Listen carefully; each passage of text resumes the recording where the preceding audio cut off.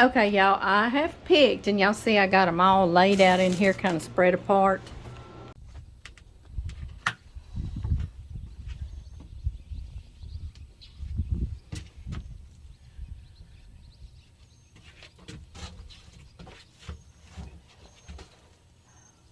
Well, I remember being at my mama and papa's house, and my great aunts and uncles, and cousins, and they would spread them all out too. But at one of my sets of grandparents' house, my mama and papa Ray, they had no air conditioning in the house, just the windows up. So they would have them laid out too. That's the thing, is keep them cool till we get them all shelled, right? So that just always reminds me of being at my grandparents' house. But I'm cheating a little bit because I got the air conditioner blowing on them in there. Mm. Y'all, I worked my way out of the shade in the garden, and I need something cold to drink. This is AHA, AHA, and it's sparkling water, and it is naturally flavored, and it has no sugar in it, or even artificial sugar, because I don't like artificial sugar either. And it's flavored with blueberry and pomegranate, and they're so good. Mm. It's it's flavored naturally though, so it's not like overly sweet, and it's very subtle. Because some of those flavored waters are too sweet for me. Too much. You can tell it's artificial, right? Yeah. Anyway, that's good. I'll probably find out later that, it causes cancer or something. But anyway, right now, and something else I want to talk to y'all about. These are purple hull peas. So that means, their hulls are purple.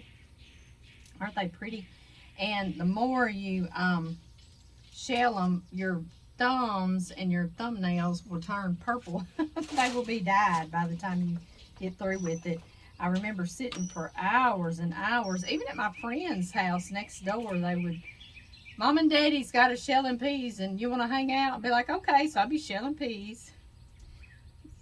But the thing I want to tell y'all about it is that some of y'all have watched me before. I make jelly. First of all, the cows and the chickens love these hulls, but I make jelly from all the purple ones.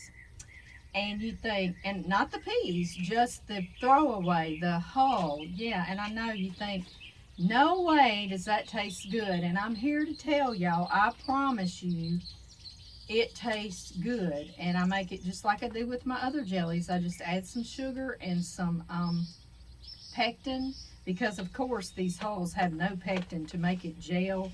So I do add some powdered pectin and sugar. And maybe I'll have time. I tell you what I'll do, because we're getting ready to go on vacation. What I will do is I will juice these, because all I do is cover the purple hulls. I fill up a pot and I cover them with water, and I bring it to a boil. Then I put the lid on, turn off the water, and I let it steep overnight and make that purple hull tea. And don't like do way tons of water, like I just cover the hulls. Y'all know what I mean?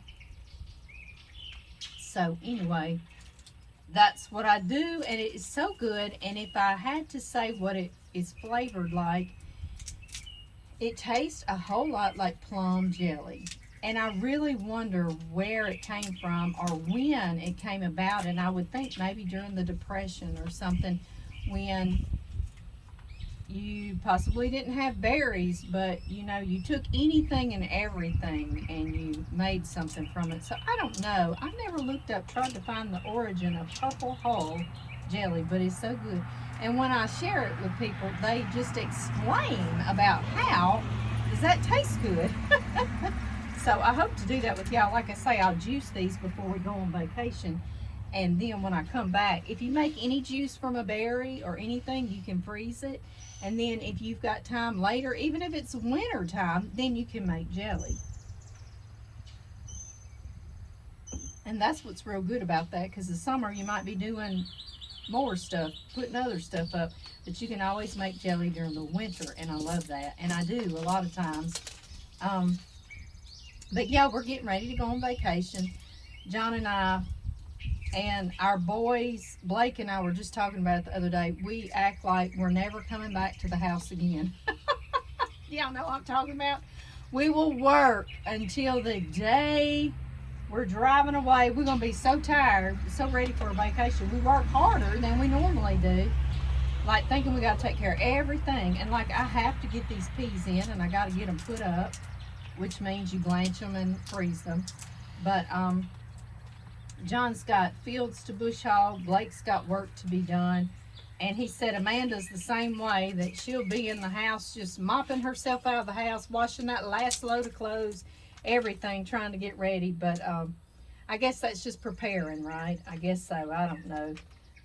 But anyway, yeah, so that's how we get stopped. And we're just gone for 4 days.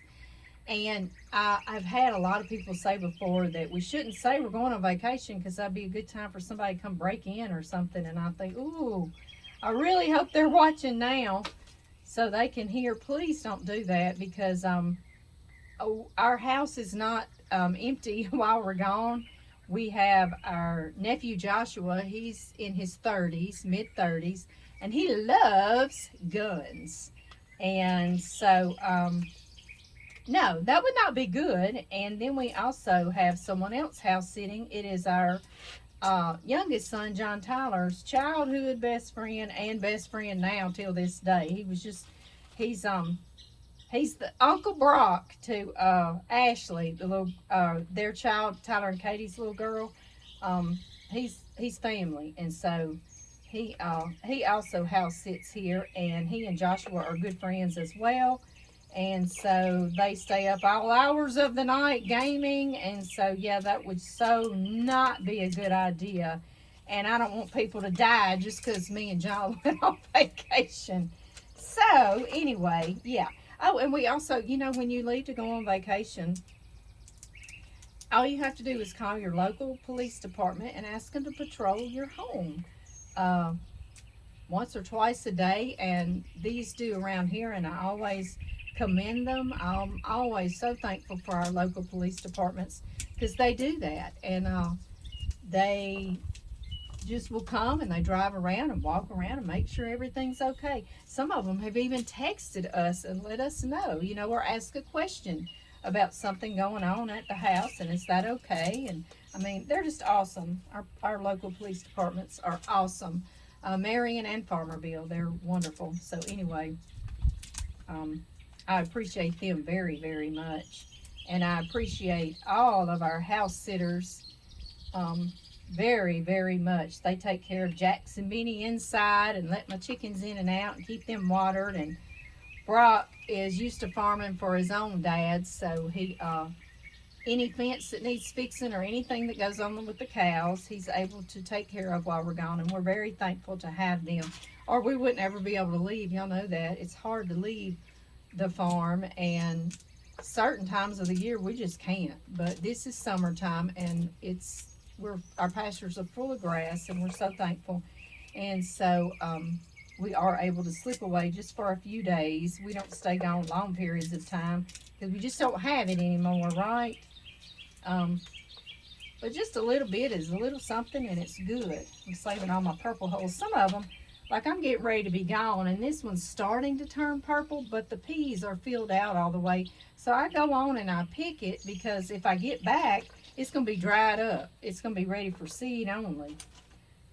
So, y'all know my papa did that. He just saved all his seeds, and he dried them himself, and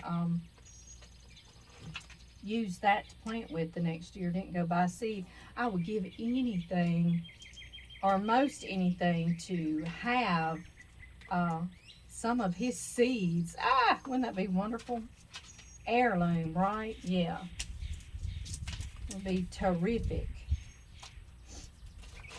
But anyway, I'm just sitting here. I waited. I've been shelling for a while, because as soon as I got out of the garden, I was so hot sitting under here. And it's nice and shady here. This is right where John's grandparents had a garden.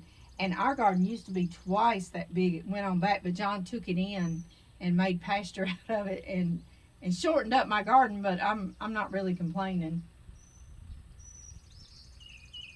But anyway, I was sitting out here. I just walked up on the porch and got sat down, and John's nephew and John's mama, they ride to town every day, and y'all gonna love this. John's mother is 80, and they go to town every day and get her two. I got up to show y'all where John's mama and Joshua, our nephew, had driven her up just right here. It's so shady, like the oak trees just meet one another on the driveway. It's so nice. And we purposely left those when we were clearing out.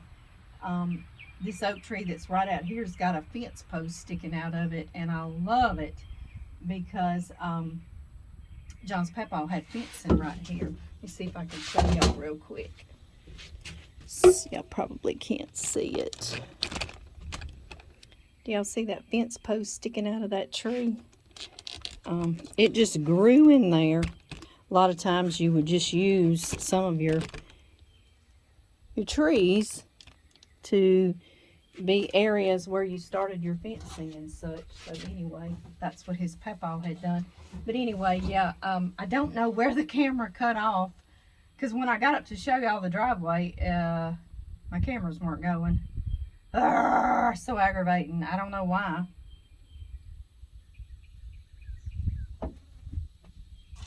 That makes no sense, right? So anyway, but yeah, this is, John grew up here. John's mama grew up here.